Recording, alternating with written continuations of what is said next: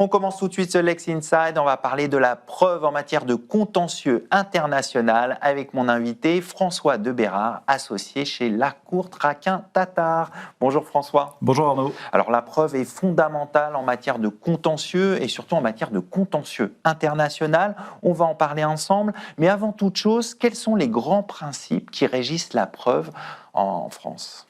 Bien sûr Arnaud, et vous l'avez dit, c'est central. Qui veut gagner son procès doit le prouver. Je dirais c'est l'élément de bon sens principal que chacun dans votre auditoire doit avoir en tête. Ce qui signifie que dès que vous êtes dans un temps de pré-contentieux, il ne faut pas hésiter à faire appel à son avocat pour que cette phase se prépare progressivement pour documenter son dossier si jamais un jour il arrive devant un juge. Donc la phase amont est quand même importante. Elle est extrêmement importante, elle est préparatoire et on va y revenir un petit peu plus tard sur certains de nos outils. Les principes en droit français, ils sont assez classiques. C'est le principe de liberté de la preuve. Les faits et les actes se prouvent par tout moyen en droit français. Par exception, lorsque votre acte concerne une valeur de plus de 1 500 €, le législateur exige un écrit. Pour le reste, la preuve est totalement libre. Deuxième grand principe qui irrigue notre droit de la preuve français, c'est celui de sa licéité. Et là-dessus, on peut attirer l'attention de notre auditoire sur des éléments récents, assez importants.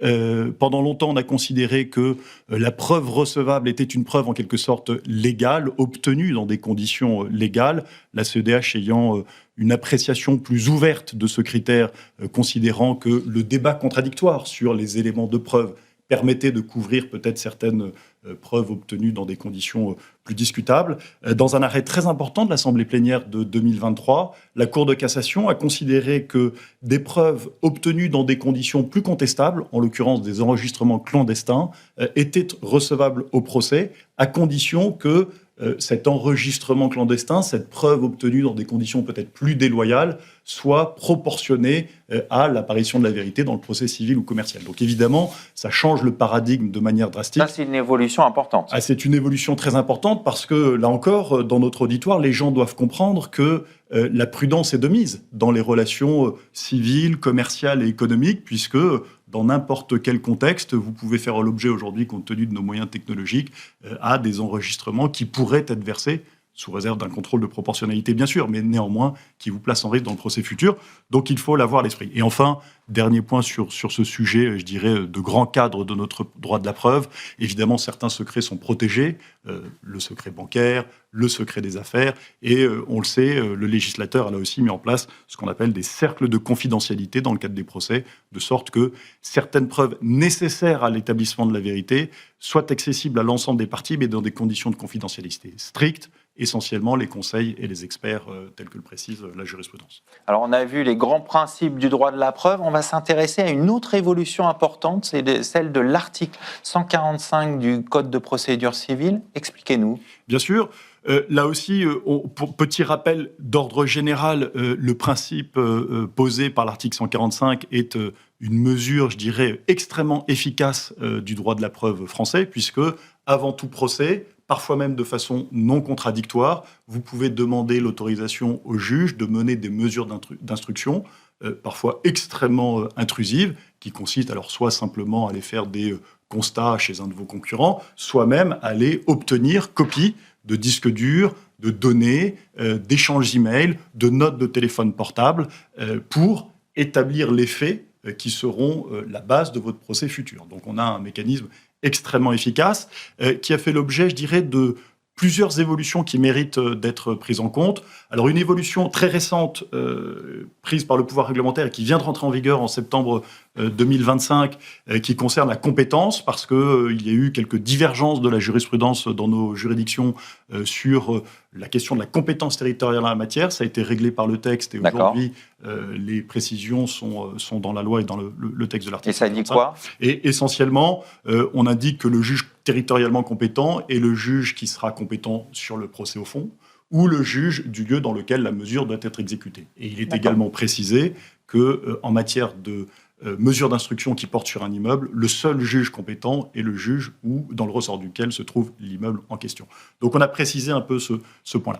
Et puis l'autre élément qui est en réalité plus une tendance de fond, je dirais, de la jurisprudence sur cet outil qui est vraiment extrêmement efficace, c'est que les opérateurs étrangers et nos confrères étrangers connaissent peut-être un peu moins cet article 145, c'est que sur la base d'un texte très large, puisque le texte est très court et très large, la jurisprudence a quand même encadré au fil du temps la pratique, évidemment en mettant en place des séquestres lorsque vous saisissez des documents, et notamment des documents informatiques chez un commissaire de justice, et en encadrant, en resserrant, je dirais, les conditions de l'appréciation du motif légitime qui vous autorise à obtenir cette mesure. Et la petite limite qu'on a observée et que les praticiens observent aujourd'hui, c'est que vous avez un premier temps très efficace, où vous allez chez votre adversaire opérer des constats, saisir des documents très importants, ce qui évidemment... On se constitue des preuves. On se constitue des preuves et c'est très agressif à l'égard de votre adversaire. Très intrusif. Très intrusif, il n'est pas prévenu. Ensuite, on entre dans une deuxième phase de recours contradictoire qui, compte tenu des délais un peu incompressibles, je dirais, de nos juridictions, ouvre une phase beaucoup plus longue, durant laquelle vous n'avez toujours pas accès à vos documents et qui retarde un peu d'autant, je dirais, l'engagement du procès au fond. Et là, aujourd'hui, je crois qu'il y a un constat assez général chez les praticiens qui observent qu'on a sans doute trop resserré les conditions de l'article 145 et qu'une réflexion plus générale sur son évolution pour retrouver quand même une certaine efficacité, tout en protégeant évidemment... Et pour préserver les garanties de la défense, c'est ça ? Évidemment, ces dispositifs ont été mis en place pour préserver les droits de défense, et ils sont tout à fait essentiels et cardinaux, mais compte tenu encore une fois de ces délais, l'efficacité a été un peu diluée dans le temps, et là, il est grand temps, à mon avis, j'y avais appelé il y a quelques années dans un article, peut-être que l'ensemble des praticiens, des magistrats se mettent autour de la table avec le législateur pour voir comment on pourrait redonner un second souffle à ce mécanisme qui est essentiel pour établir des preuves en droit français. Alors on va s'intéresser maintenant aux spécificités du contentieux international. Quelle est la singularité de ce contentieux ? Alors je dirais que dans le cadre des contentieux, on va dire privés, civils et commerciaux internationaux pour l'essentiel, la spécificité, elle tient au fait d'abord que le procès est international, donc vous pouvez avoir plusieurs juridictions saisies peu ou prou des mêmes faits ou de faits connexes qui intéressent les différentes juridictions qui sont saisies du dossier. Et la seconde spécificité, c'est des traditions juridiques extrêmement divergentes entre, pour l'essentiel, les systèmes de civil law, tels que le nôtre, et de common law, et les systèmes de common law, exactement, où la procédure d'obtention des preuves est entre les mains des parties, c'est-à-dire que ce sont les parties qui vont aller chercher des preuves avec des procédés très efficaces, très intrusifs, qui sont les discoveries, où vous faites... Aux États-Unis, c'est qu'on peut tout vous prendre quasiment, c'est ça. Pour l'essentiel, on peut quasiment tout vous prendre, et ensuite les parties, dans des phases d'ailleurs assez longues et pas si efficaces que cela, discutent des preuves qu'elles vont admettre pouvoir déposer au procès. Mais la grande crainte, notamment des opérateurs économiques français, c'est que on ouvre les livres de la société française, on ouvre les livres d'un concurrent, et tout ça part aux États-Unis dans des procédures, ou en Angleterre, dans des procédures dont on a assez peu de contrôle.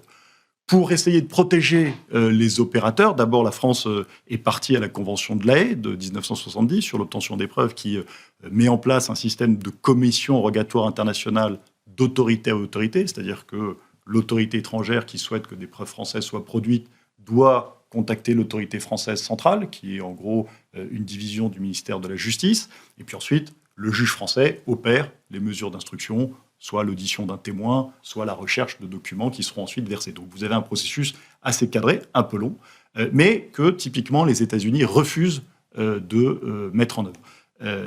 Et à cet égard, le législateur français, pour, je dirais, protéger les opérateurs français, a adopté la loi de blocage en 68 et 80, qui, en quelque sorte, interdit, sous peine pénale, aux opérateurs français de produire à l'étranger des documents qui seraient demandés dans le cadre de discovery. Et là-dessus, en 2022, le processus a été largement modifié, modernisé, en, je dirais, donnant une compétence élargie à un service de Bercy, le CICE, qui va opérer un test, en réalité, et va donner son avis sur la capacité pour un industriel français, une grande société française, de produire ces pièces à l'étranger. On va conclure là-dessus. Merci François de Bérard. Je rappelle que vous êtes associé chez Lacour-Traquin Tatar. Je vous remercie. Tout de suite, l'émission continue. On va parler du cadre juridique des fake news.